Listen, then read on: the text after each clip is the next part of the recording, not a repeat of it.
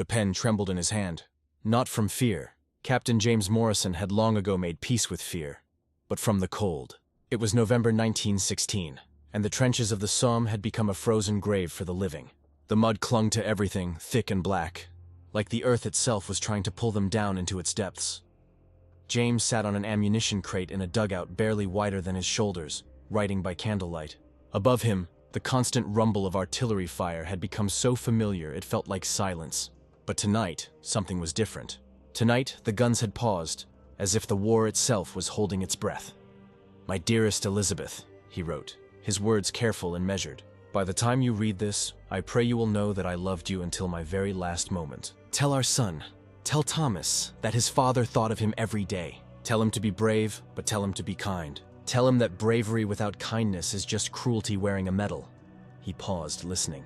In the distance, he could hear singing. German voices, carrying across no man's land on the frozen air, singing Stille Nacht, Silent Night. It was December now, he realized. Christmas Eve had arrived in the trenches, and with it, a memory of humanity that seemed almost painful in its beauty. James folded the letter and placed it in his breast pocket, right over his heart. He had written 17 such letters since arriving in France. This was the 18th. He had never sent a single one. Each time he wrote one, he survived another day, another week. It had become his ritual, his prayer, his way of bargaining with whatever god still listened to the prayers of soldiers. Lieutenant William Fletcher appeared at the entrance to the dugout, his young face aged beyond its 22 years. "Sir, you need to see this," he said, his voice barely above a whisper. "They're coming out of their trenches." James stood, his joints stiff from the cold and the cramped space. He followed Fletcher up the narrow steps carved into the mud, past sandbags stacked like the walls of a maze, until they reached the fire step. What he saw made him forget to breathe. Across no man's land, in the space between the British and German lines, that cursed stretch of earth where nothing lived except rats and death, German soldiers were emerging from their trenches. They carried no weapons. Some held candles, others held small evergreen branches. They were singing. "What are they doing?" Fletcher asked, his hand instinctively moving to his rifle. "They're remembering they're human," James said quietly. Private Robert Chen, a Chinese-Canadian volunteer from Vancouver, appeared beside them. He had joined the Princess Patricia's Canadian Light Infantry against his family's wishes, desperate to prove his loyalty to his adopted country. Now, watching the German soldiers cross no man's land, he felt something break open inside his chest. "Sir, are we going to fire?" Robert asked. James looked at the young man, barely 19, with a photograph of his mother tucked into his helmet. "No," he said, "not tonight." One by one, British soldiers began climbing out of their trenches too. James didn't give the order. He didn't need to.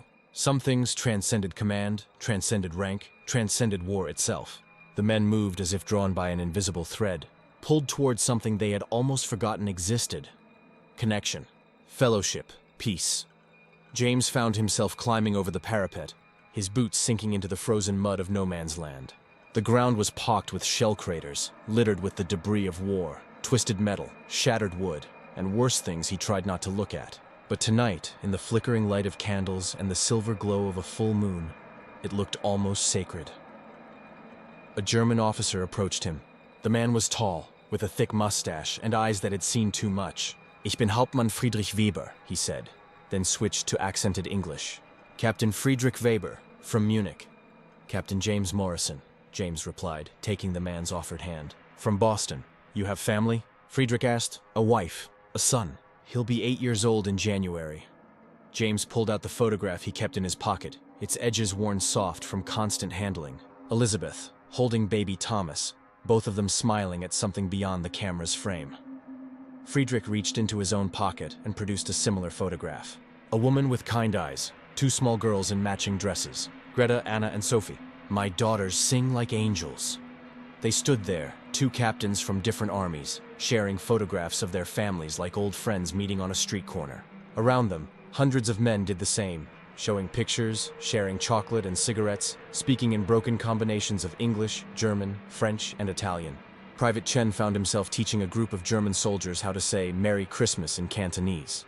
Someone produced a football, a real leather football, somehow preserved through months of mud and blood. Within minutes, an impromptu game began. British versus Germans, played in the center of no man's land with shell craters as boundaries. The men laughed. They actually laughed. The sound was so foreign, so unexpected, that it seemed to ripple across the entire front line. James stood with Friedrich, watching the game. "This is madness," he said. "No," Friedrich replied. "The war is madness. This is sanity trying to break through." But even as they spoke, both men knew the truth. They knew it in their bones, in the sick feeling that settled in their stomachs like lead. This moment was borrowed time. This peace was a fragile thing, as delicate as frost on a window pane. Tomorrow, or the next day, or the day after that, the order would come. The guns would roar again. And these same men who were now sharing songs and sweets would be trying to kill each other. As midnight approached, the singing grew louder. British voices and German voices blended together, creating harmonies that transcended language. Silent night became Stille Nacht, became a prayer that rose up from the scarred earth toward the indifferent stars. James closed his eyes and let the music wash over him. In that moment, he understood something profound and terrible.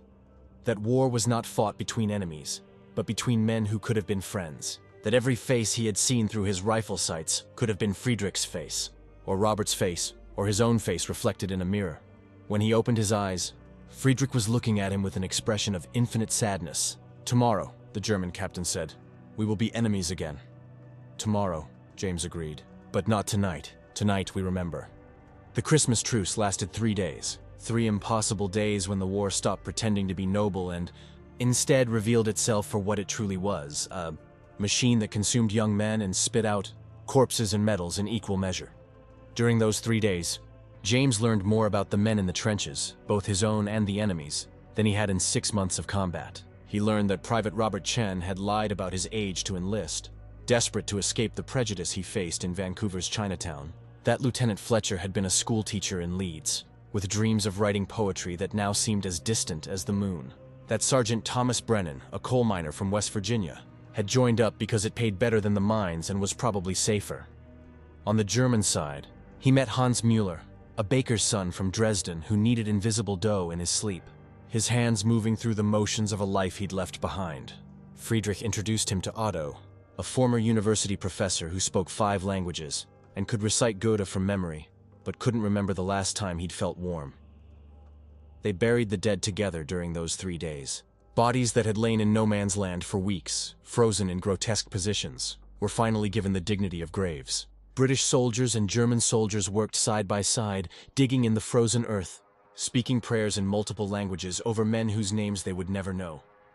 Robert Chen stood beside James during one such burial, tears streaming down his face. "My brother," he said quietly. "I found him out here. I didn't even know he'd enlisted. He must have used a different name, lied about his papers like I did. I've been walking over his body for 2 months without knowing." James placed a hand on the young man's shoulder, unable to find words adequate for such grief.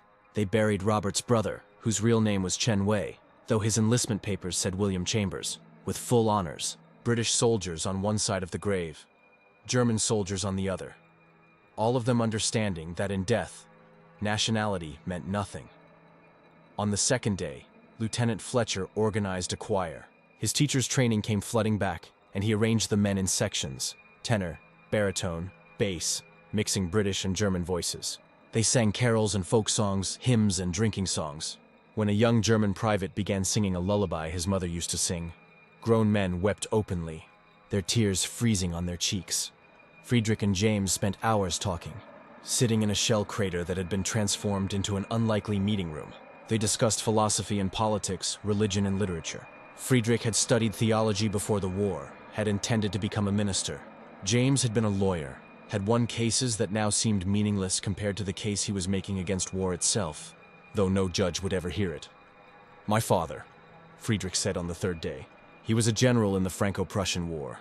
He wrote me a letter when I joined up. He said war makes men great, that it reveals character, builds nations, creates heroes." He paused, looking out across the scarred landscape. He was wrong. War doesn't make men great. It makes men dead, or worse. It makes them into ghosts who keep walking around pretending to be alive. James thought of his own father, who had served in the American Civil War. The old man had died when James was 12, but not before the nightmares and the drinking and the long silences had taught young James everything he needed to know about the true cost of glory. "My father never talked about the war," James said.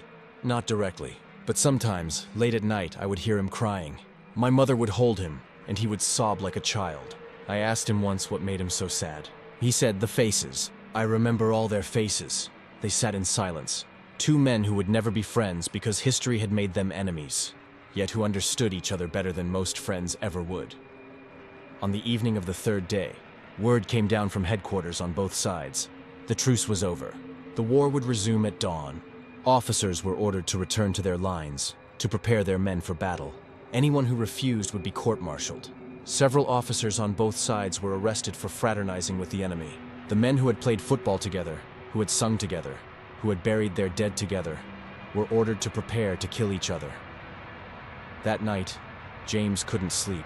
He walked the length of the British trench, past men who sat cleaning their rifles with tears in their eyes, past Fletcher, who was burning his poems in a small fire, the pages curling and blackening as words about beauty and truth turned to ash, past Robert Chen, who was writing a letter to his mother in careful Chinese characters, trying to explain something that had no explanation.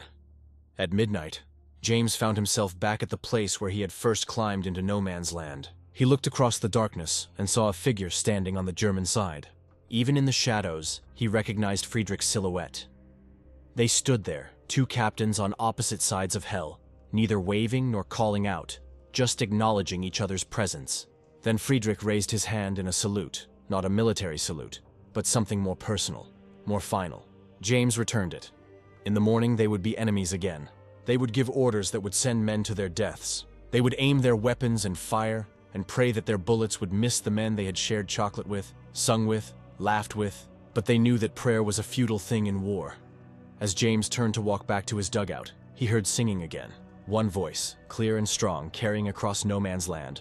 It was Friedrich, singing Stille Nacht one last time. Other voices joined in, German voices, British voices, Canadian voices, all singing together in the darkness, knowing it was the last time, knowing that tomorrow the silence would be broken by screaming and explosions and death.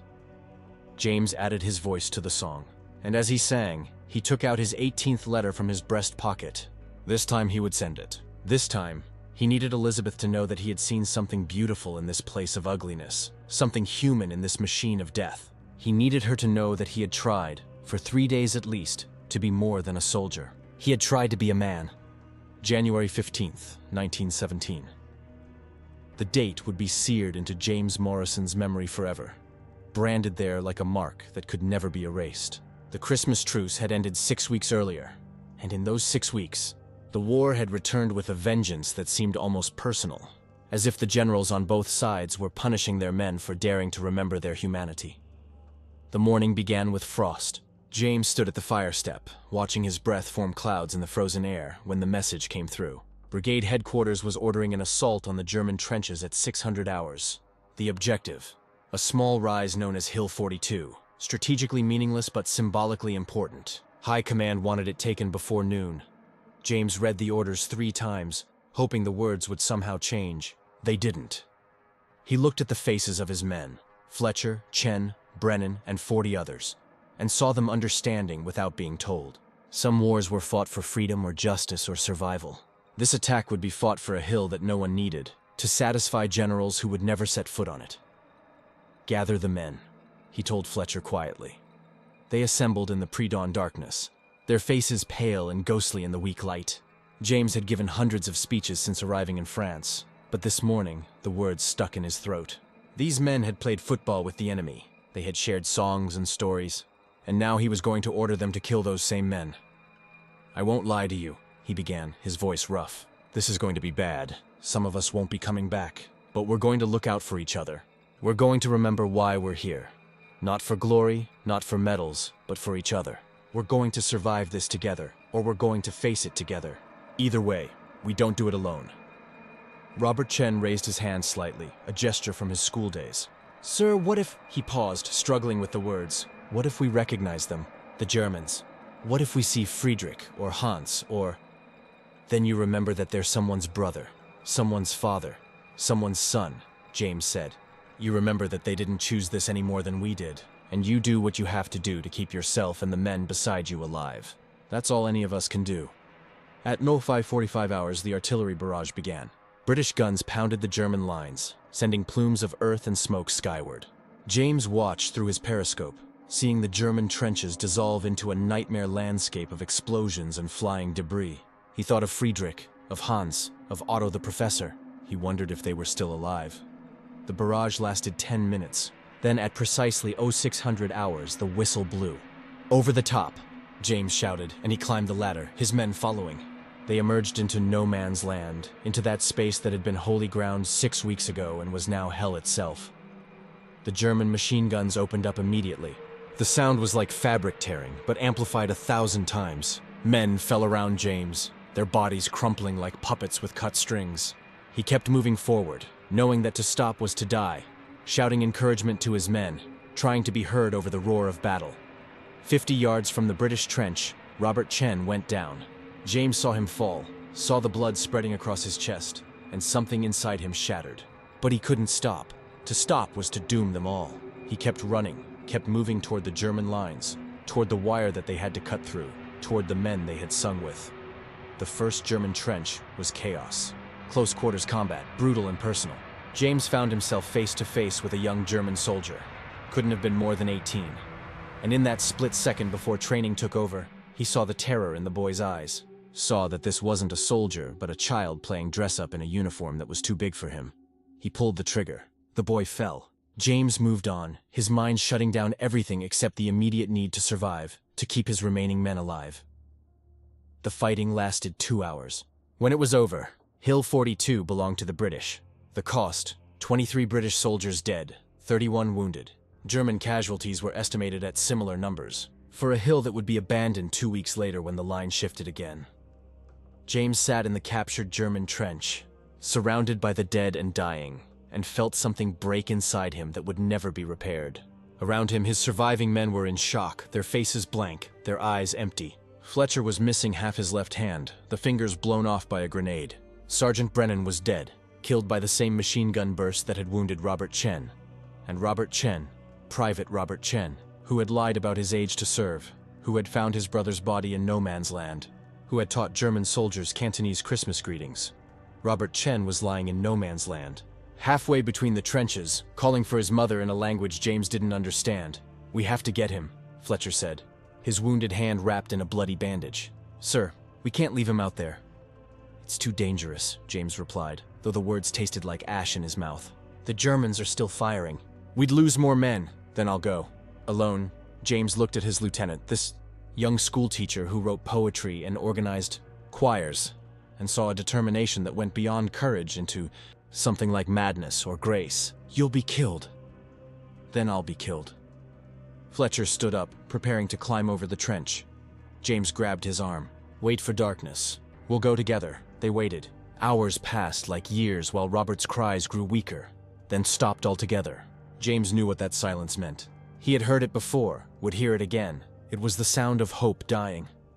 When darkness finally came, James and Fletcher crawled into no man's land. They found Robert 20 yards from the German trench, his body cold, his eyes open and staring at the stars. Fletcher closed those eyes gently, tenderly, like a father putting a child to sleep. As they dragged Robert's body back toward their lines, a voice called out from the German trench, in English. "Captain Morrison?" James froze. He knew that voice. "Friedrich? I'm sorry, so sorry. The boy, Robert, I tried to help him. I tried to crawl out, but my men, they stopped me. The officers, they said anyone who helped British wounded would be executed. I wanted to help him. You must believe me." James closed his eyes, feeling tears freeze on his cheeks. "I believe you. This is not war." Friedrich's voice came through the darkness, broken and raw. "This is murder. We are all murderers now." James didn't respond. There was nothing to say. He and Fletcher dragged Robert's body back to the British trench, and James sat with it until dawn, holding the photograph of Robert's mother that they found in his pocket, wondering how he would ever explain this to her. How do you tell a mother that her son died for nothing, that he gave his life for a hill that would be abandoned, in a war that no one could explain, following orders that no one believed in? When morning came, James took out his pen and paper and wrote his 19th letter to Elizabeth. But this time, he didn't write about love or hope or coming home. This time he wrote the truth, that he was living in hell, that he was becoming someone she wouldn't recognize, that the man who had left Boston 2 years ago had died somewhere between the trenches and would never be coming home, even if his body somehow survived. March 1917. The offensive that began with Hill 42 had expanded into something monstrous. The British High Command, sensing weakness in the German lines, had ordered a major push along a 15-mile front. For weeks, the battle raged without pause, consuming men and material at a rate that seemed to defy mathematics. Entire battalions ceased to exist. The casualty lists grew so long that headquarters stopped publishing them, fearing the impact on morale back home. James Morrison barely recognized himself anymore. He had stopped writing letters to Elizabeth. He had stopped sleeping, except for brief moments when exhaustion forced his body to shut down despite his mind's protests. He had stopped counting the dead because the numbers had become meaningless. What difference did it make if you had lost 50 men or 100 when every single one of them had a name, a face, a family waiting for news that would destroy them? Lieutenant Fletcher had been evacuated to a field hospital after his wounded hand became infected. The doctors said he would lose the whole arm. James had watched him go, feeling nothing but a dull sense of inevitability. Everyone lost something in this war. Some lost limbs. Some lost minds. Most lost their lives. Fletcher was one of the lucky ones. The new lieutenant they sent to replace him was fresh from officer training, a boy named Harrison, who still believed in glory and honor and heroic charges. James gave him 3 days. He lasted 2 before he was hit by shrapnel and sent home blinded in both eyes, screaming about the darkness, about not being able to see his mother's face. By the end of March, James's company had been reduced to 18 men. 18 survivors out of the 80 who had sung Christmas carols with German soldiers 4 months earlier. The replacements who filled the gaps were strangers. Boys who looked at James with a mixture of awe and fear, seeing something in his eyes that terrified them. On March 28th, the orders came for another assault. This time, the objective was the German front line at a place called Dead Man's Crossing, so named because 3 previous attacks had failed there, each one leaving behind hundreds of corpses that still littered the battlefield. James read the orders and knew they were being sent to die. He knew it with the certainty of a man who had learned to read the language of death, who could smell futility the way a hound smells blood. The German position was too strong, the British artillery support too weak, the entire operation too poorly planned. It was a waste, a pointless criminal waste. He stood up, carefully folded the orders, and walked to brigade headquarters. He found Colonel Ashford in his command post, a comfortable dugout complete with a real bed and bottles of wine, and saluted. "Colonel, I'm requesting permission to speak freely." Ashford looked up from his breakfast. Real eggs, real bacon food. The men in the trenches hadn't seen in months. "Granted, Captain. Sir, this attack is suicide. The German position is too well fortified. We don't have enough men, enough ammunition, enough artillery support. If we go over the top tomorrow, we'll be massacred." "Your objection is noted," Ashford said, returning to his breakfast. "The attack proceeds as planned. Sir, I'm asking you to reconsider, or at least delay until we can—" "Captain Morrison." Ashford's voice went cold. "The attack has been approved by General Headquarters. It will proceed at 0600 hours tomorrow. If you refuse to lead your men, I will have you arrested for cowardice and insubordination. Do I make myself clear?" James stood there, looking at this comfortable man eating his comfortable breakfast, and felt rage so pure it was almost transcendent. "Permission to be dismissed, sir." Dismissed. James walked back to his company, his hands shaking, not from fear but from fury. He had seen generals and colonels get men killed through incompetence before, but this was something worse. This was murder, premeditated, calculated murder, dressed up in the language of duty and orders and military necessity. That night, James gathered his men, all 18 of them, plus the 23 replacements who had arrived that afternoon, fresh-faced boys who didn't understand yet what was waiting for them.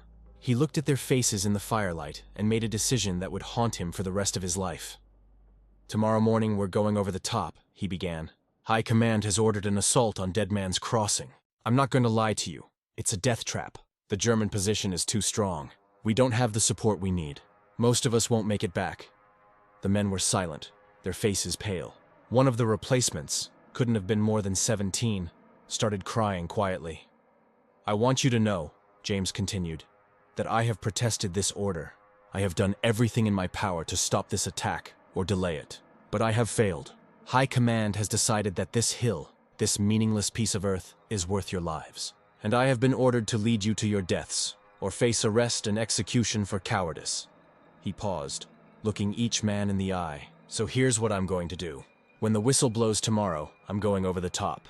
I'm going to follow my orders because if I don't, they'll just find another officer who will. And you'll die anyway, and it won't matter. But I want each of you to know this. I don't blame any man who decides to stay in this trench. I don't blame any man who decides that enough is enough. If you want to refuse, I will face the court-martial with you. If you want to run, I will tell the military police I ordered you to retreat. I will lie for you. I will protect you, because you deserve better than this. We all deserve better than this. The silence that followed was absolute. Then, slowly, Sergeant Davies, a veteran who had been at the Somme since day one, stood up. I'm going with you, sir. Not because I think it's right. Not because I believe in the mission, but because if you're going to die, you shouldn't die alone. One by one, the other men stood. Every single one of them. Even the 17-year-old who had been crying. They stood, and James understood that he was looking at both the best and worst of humanity. Men who would follow orders that made no sense, who would walk into death because someone they respected was walking beside them, who would choose loyalty over survival because in the end, that's what made them human. James wanted to weep. He wanted to scream. He wanted to grab each of these men and shake them and tell them they were fools, that honor was a lie, that dying for nothing was worse than living as a coward. But he didn't. He just nodded and said, "Thank you." That night he wrote his 20th letter to Elizabeth, but this time he didn't write about love or longing or the future. Instead, he wrote an apology for leaving, for fighting, for believing that this war was anything other than obscenity wrapped in a flag. He wrote that he hoped Thomas would grow up to be better than him, wiser than him, brave enough to say no when the old men came calling for young blood. He sealed the letter, placed it in his breast pocket, and tried to sleep, but sleep wouldn't come. Instead, he lay awake, listening to the men around him, some sleeping, some weeping, some writing their own letters home, and waited for dawn. At 05:45 hours, the artillery barrage began. At 0600 hours, the whistle blew. And Captain James Morrison, veteran of the Somme, survivor of the Christmas Truce, murderer of men he had once sung carols with, climbed the ladder one final time and led his men into the fire. The machine guns opened up before James had taken 5 steps beyond the trench. The sound was familiar now, that terrible tearing of fabric, amplified into a scream. But familiarity didn't make it less deadly. Men fell around him like wheat before a scythe, their bodies tumbling back into the mud, their cries lost in the roar of gunfire and explosions. James ran forward, his mind detached from his body, operating on pure instinct. He saw Sergeant Davies go down, saw young Private Miller, the 17-year-old who had cried the night before, clutch his stomach and collapse. He kept running because stopping meant dying, and some animal part of his brain still insisted on survival even though his higher mind had already accepted death. 30 yards from the German trench, something hit him. Not a bullet, he would have felt a bullet. This was bigger, harder, a sledgehammer blow that lifted him off his feet and threw him backward. He landed in a shell crater, the wind knocked out of him, his ears ringing so loudly he couldn't hear anything else. For a long moment he lay there staring up at the sky. It was a beautiful morning, he noticed with detachment. The sun was rising, painting the clouds pink and gold. Birds were flying overhead. How could there still be birds in this place? Their wings dark silhouettes against the brightening sky. Then the pain arrived. It started in his chest and radiated outward, a fire that consumed everything. He looked down and saw blood, so much blood, spreading across his uniform. Shrapnel, he realized. A piece of shell casing had caught him in the chest, right where he kept his letters to Elizabeth. He tried to move and discovered he couldn't. His legs wouldn't respond. He couldn't feel them at all. Paralyzed then. The shrapnel must have damaged his spine. He was dying, he understood. Not immediately, but soon. Very soon. The sounds of battle continued around him, but they seemed distant now, as if they were happening in another world. James turned his head. That much he could still do, and saw the carnage. Bodies everywhere. British soldiers cut down in rows, some still moving, most perfectly still. The attack had failed within minutes, just as he had known it would. Dead Man's Crossing had claimed another battalion. As he lay there, unable to move, waiting for the end, James heard something impossible, a voice calling his name. German words, heavily accented but clear. "Captain Morrison. James, can you hear me?" He turned his head toward the sound and saw a figure crawling across no man's land, moving from crater to crater, staying low to avoid the machine gun fire. As the figure came closer, James recognized him. Friedrich, Captain Friedrich Weber, baker's son from Munich, father of 2 daughters who sang like angels. "Friedrich," James whispered, though he knew the German couldn't hear him over the noise of battle. "Go back. You'll be killed." But Friedrich kept coming, moving with the determination of a man on a mission from God. He slid into the crater beside James, his uniform torn and muddy, his face pale with exhaustion and fear. "You fool," James said, managing to make his voice work. "What are you doing?" "What you would do for me," Friedrich replied. He was examining James's wounds, his hands gentle but efficient. "You're badly hurt. The chest wound, it's serious. And your legs, I can't feel them." Friedrich's expression told James everything he needed to know. "I'm going to try to stop the bleeding. Try to stabilize you enough to what?" James coughed, tasting blood. "To drag me back to the German trenches? To make me a prisoner? Just let me die here, Friedrich. It's cleaner this way." "I didn't let you die on Christmas Eve," Friedrich said, tearing strips from his own shirt to make bandages. "I'm not letting you die now." "Why?" James asked. It was the only question that mattered. "Why are you doing this?" "I tried to kill your men." "I did kill your men. Yesterday, last week, last month. We're enemies, Friedrich. This is what enemies do. They let each other die." Friedrich paused in his bandaging, his hands still for a moment. When he spoke, his voice was thick with emotion. "You want to know why? Because on Christmas Eve you showed me something I had forgotten. You showed me that underneath these uniforms, underneath these flags and orders and all this madness, we're just men, just fathers and sons and brothers. And I decided that night that I would not forget that. I would not let this war turn me into a monster who could watch a good man die and do nothing." He finished tying off the bandage, though they both knew it was futile. The bleeding was too severe, the damage too extensive. James had minutes maybe, an hour if he was unlucky. "Tell me about your daughters," James said. "Tell me about Anna and Sophie. Tell me what they sound like when they sing." And Friedrich did. As the battle raged around them, as men killed each other over meaningless ground, as the machine guns roared and the artillery screamed, Friedrich told James about his daughters. About how Anna, the older one, had her mother's eyes and a laugh that could light up a room. About how Sophie, the younger one, was fearless and wild, climbing trees and catching frogs and asking questions about everything. About how they would run to meet him when he came home from work shouting, "Papa! Papa!" and wrapping their small arms around his legs. James listened, and for a moment, he wasn't in a shell crater dying. He was in Friedrich's kitchen in Munich, watching these two little girls sing while their father played piano. He could see them so clearly, bright-eyed and innocent, untouched by the horror that had consumed their father's generation. "Thomas," James said. "My son, he's 8 now. I haven't seen him in 2 years. Tell him," he coughed, blood flowing more freely now. "Tell him I'm sorry. Tell him I tried. Tell him not to be like me. Tell him to be better." "You will tell him yourself," Friedrich said, but there was no conviction in his voice. They both knew James was dying. The strangest thing happened then. The guns stopped. Not all at once, but gradually, like a storm passing. The machine gun fire slowed, then ceased. The artillery fell silent, and in that sudden quiet, James could hear individual voices. Men calling for stretcher bearers, men crying for their mothers, men praying in English and German and French. Friedrich looked up, confused. "What's happening?" From the German trenches someone was shouting. James couldn't understand the words, but he understood the tone. Urgent, commanding.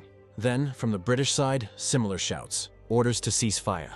Orders to hold position, and then incredibly, men began emerging from both trenches. Not attacking, not charging with weapons raised, but walking slowly, carefully, into no man's land. British stretcher bearers and German medics moving among the wounded, helping friend and enemy alike. Officers from both sides meeting in the center, talking urgently, gesturing at the carnage around them. "They're stopping it," Friedrich whispered, wonder in his voice. "They're actually stopping it." James watched, his vision growing darker at the edges, as something unprecedented unfolded before him. The men, these soldiers who had been trying to kill each other moments before, were working together now, carrying wounded men to safety, sharing medical supplies, calling out locations of survivors. A British major approached their crater, Major Whitmore. James recognized him vaguely, with a German Hauptmann beside him. They looked down at James and Friedrich, at the enemy captain trying to save the enemy captain's life, and something shifted in their expressions. "Captain Morrison," Whitmore said, "we're calling a temporary ceasefire to recover the wounded. Can you walk?" "No, sir," James managed. "Spine. We'll get you out." "You too, Captain." Whitmore looked at Friedrich questioningly. "Weber. Friedrich Weber.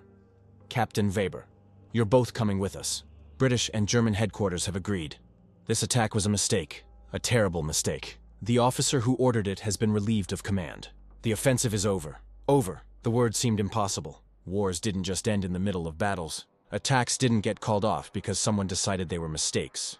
But looking at Whitmore's face, at the rage and grief and shame there, James understood. Something had broken. Some limit had been reached. The machine had finally consumed too much, and the men feeding it had stepped back in horror at what they'd created. 4 stretcher bearers lifted James carefully from the crater.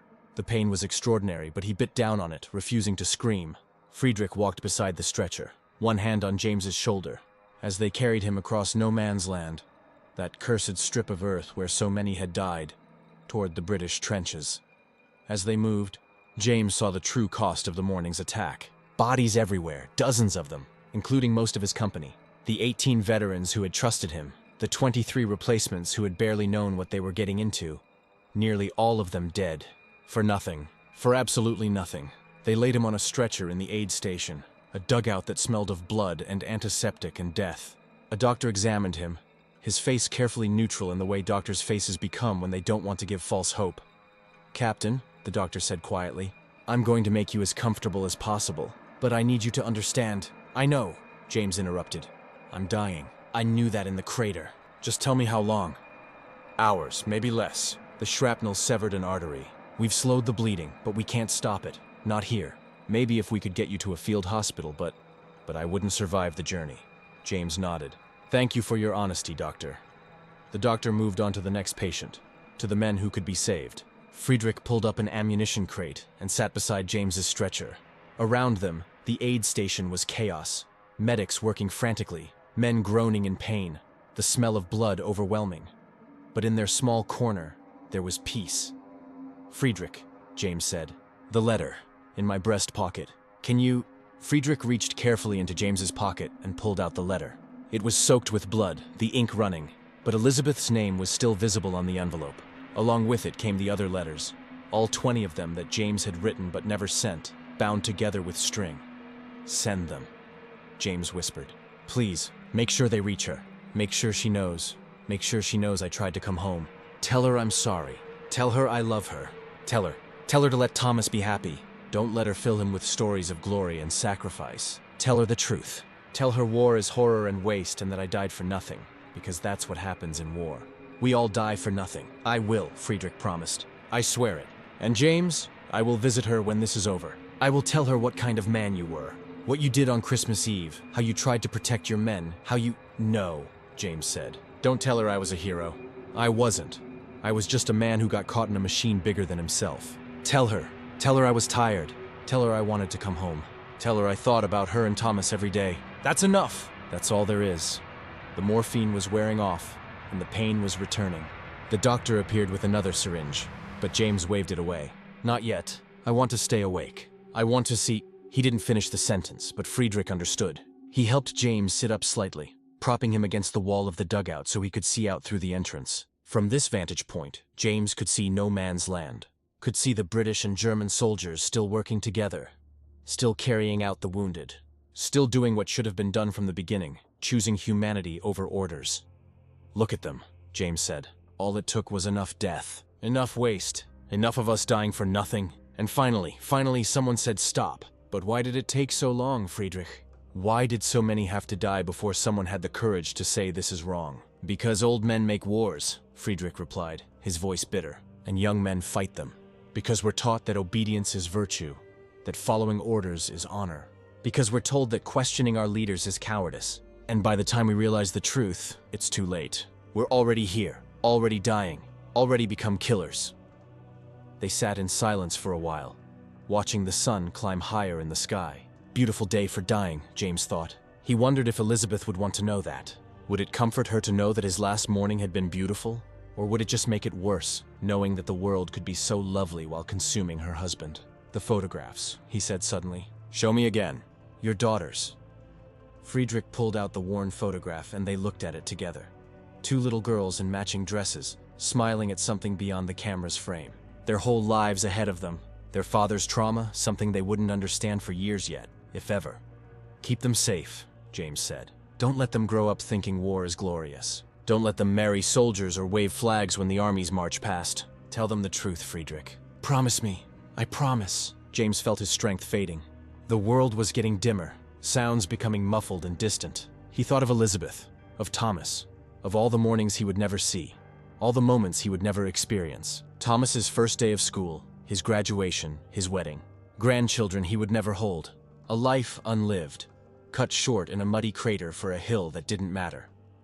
But he also thought of Christmas Eve, of singing with the enemy, of playing football in no man's land, of those 3 days when the war had stopped pretending to be noble and men had remembered they were human.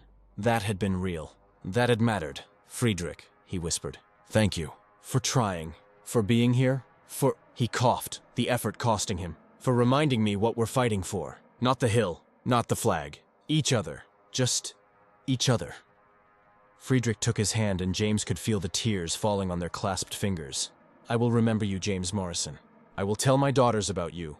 I will tell them about the British captain who sang carols in no man's land, who tried to protect his men, who died trying to make sense of something senseless.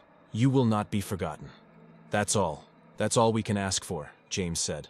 To be remembered, to matter, to... The words wouldn't come anymore. His vision was darkening, the edges closing in like a tunnel. He tried to hold on, tried to stay for one more moment, one more breath. But the darkness was patient, and it was strong, and it had been waiting for him for so long. The last thing James Morrison saw was the photograph of Friedrich's daughters, smiling in the light. The last thing he heard was Friedrich's voice, singing softly in German, Stille Nacht, the same song they had sung on Christmas Eve when the world had briefly remembered how to be human. And then, silence. Complete and absolute silence. The kind of silence that falls on battlefields when the last shot is fired, when the last man falls, when even the wind stops blowing because there's nothing left to grieve. When silence fell on the battlefield, no one moved again. Not because they couldn't, but because they finally understood what they had done, what they had become, what they had lost. They stood there, British and German soldiers together, and mourned not just for James Morrison, but for all of them. For every man who had died in this war, in all wars, for reasons that made sense only to the men who never had to do the dying. Friedrich stayed with James's body until the stretcher bearers came.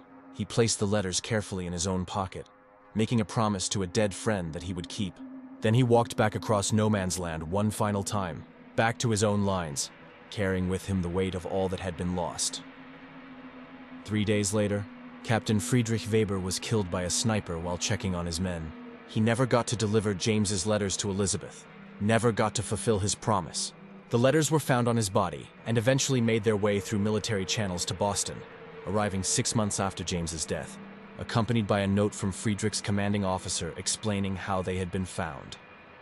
Elizabeth Morrison read all 20 letters in one sitting, her 8-year-old son sleeping upstairs, unaware that his father's voice was speaking from beyond the grave. She read about Christmas Eve, about singing with the enemy, about men choosing humanity over hate. She read about her husband's doubts and fears, his exhaustion and grief, his desperate hope that his death might mean something. But most importantly, she read his final request, that Thomas never be taught to glorify war, that he grow up knowing the truth about what his father had experienced, that he be raised to question orders and think for himself and value human life above all else, even, especially above the orders of old men who would send young men to die. Elizabeth kept that promise. She raised Thomas to be thoughtful and questioning, to value peace over glory, to understand that courage sometimes means saying no. When Thomas grew up, he became a teacher, not a soldier. When the next war came, and it did come as wars always do, he spoke out against it, risking his reputation and career to say what his father had died learning.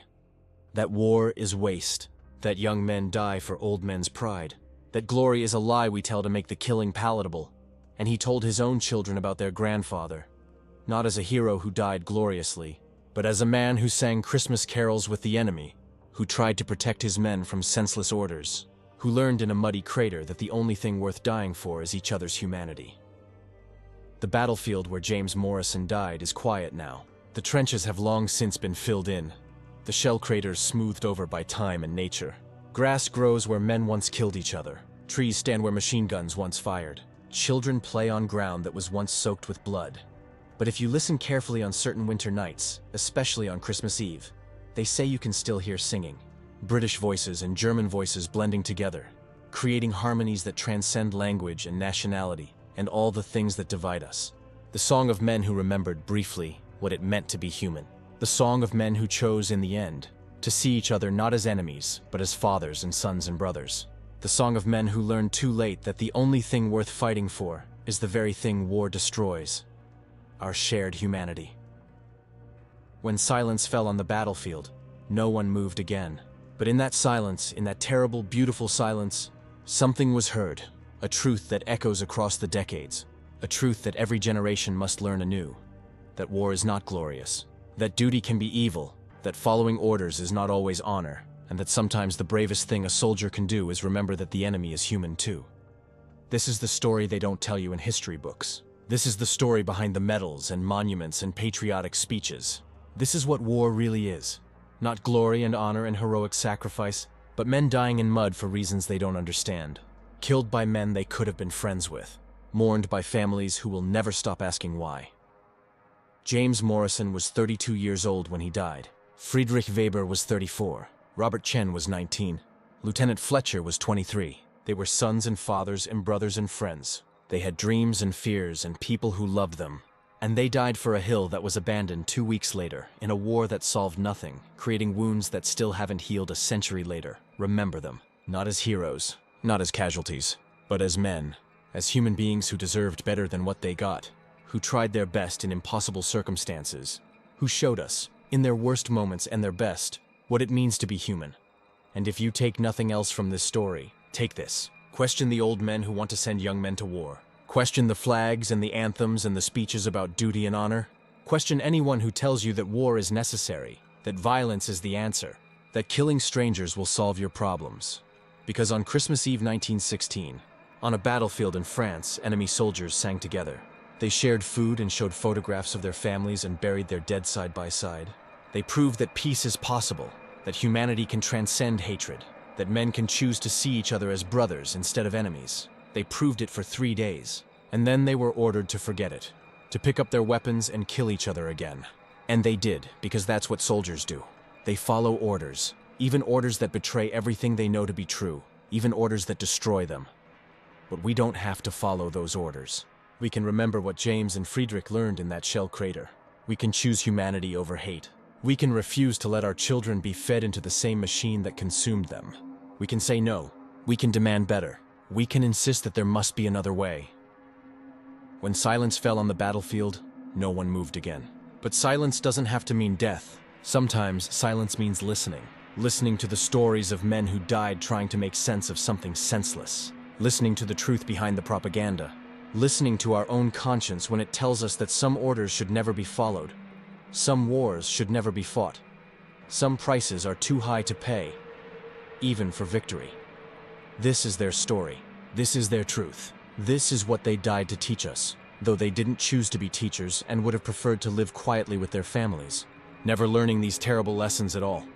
Don't let them have died for nothing. Remember them. Honor them. Not with monuments and medals, but with questions and refusal and the courage to say, never again. Not in our names. Not with our children. Not on our watch. When silence fell on the battlefield, no one moved again. But you can move. You can speak. You can remember. You can ensure that their story is told, that their truth is heard, that their sacrifice, unwilling and unnecessary as it was, means something in the end. That's all we can do for them now. Remember, question, refuse. And in doing so, keep alive the brief shining moment when enemy soldiers sang together in no man's land and remembered they were human. If this story moved you, if it made you think, if it made you feel something, share it. Comment below with your thoughts, your questions, your own family's stories of war. Let's create a space where we can talk honestly about the cost of conflict, where we can honor our veterans not by glorifying what they did, but by acknowledging what it cost them, where we can commit to doing better for the next generation. And if you believe that these stories need to be told, that the truth about war matters more than comfortable lies, subscribe to this channel. Help us spread these stories to more people, to more families, to more young people who need to hear them before the old men come calling again with their flags and their speeches and their promises of glory. When silence fell on the battlefield, no one moved again. But we can still move. We can still speak. We can still remember. And in remembering, we can choose a different path. Never forget. Never again.